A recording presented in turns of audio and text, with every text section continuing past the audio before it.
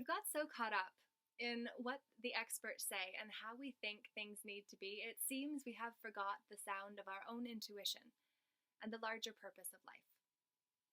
It's an educational experience for our souls, this thing called life, meant to help the one we all come from know itself better through the unique perspective of our lived experience.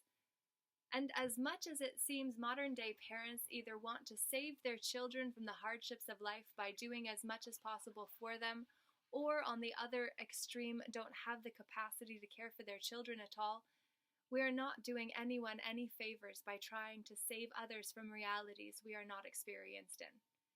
We are drowning in a pool of done for you amidst aisles of DIY, do it yourself projects that we don't really need if we're unwilling to let others or ourselves make mistakes and learn from them. And so we've come to a standstill in our spiritual lives, and this pandemic has sent most of us to our rooms to think about where we're at.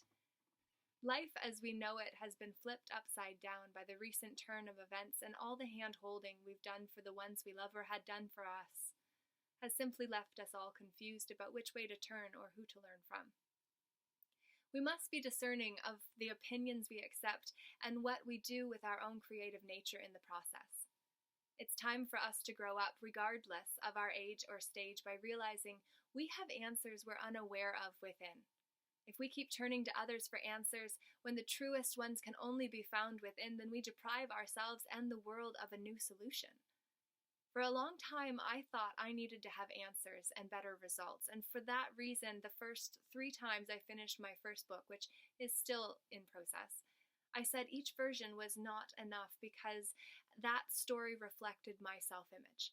I hadn't fully formulated the ideas to where they are now, because that required time and practice, but what I did have was a great foundation.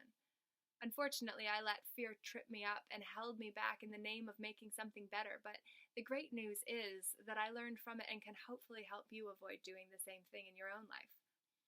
What I've learned through that process, which destroyed my former self-image and created a solid foundation on which to build my new one, is that enough is as good as a feast.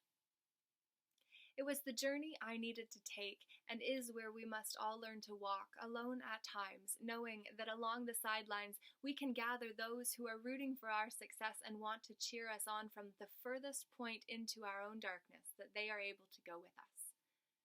If you're blessed, these people will include family members, but more often they will be the soul family you gather along the journey, who have come here to grow and come to know themselves at a deeper level too.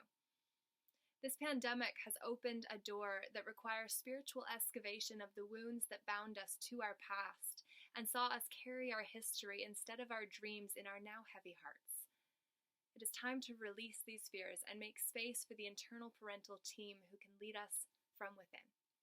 It's time to stop blaming our parents for not being what we wished they were and to become what we needed for ourselves. It's also an opportunity for us to grow into the dreams we have for ourselves, knowing they're meant to fit a few sizes too big, so we have room to stretch and grow into the one we previously hoped would save us. We thought we were afraid of the world, and in many ways we were. But what we were equally frightened of was the world that we would be able to create when we turned within and found we actually do have the strength to carry on when things get hard. Things have gotten hard, and they are likely to get harder still. Now is our chance to pause, take stock of where we're at, let go of who we thought we needed to be in this world, and instead nurture our relationship with ourselves, for then we will have more to give the ones we love while also offering space for them to make mistakes, without swooping in to clean them up right away. Let children know there are consequences for every choice, and they can make mistakes and still be loved. And give yourself that same grace and space. Life is challenging because that's where growth occurs. Sometimes the most loving thing we can do is let others figure it out for themselves by walking the valley of transformation alone in the sacred sojourn of the soul. Laura J. Namaste. The light in me honors the light in you. Thank you.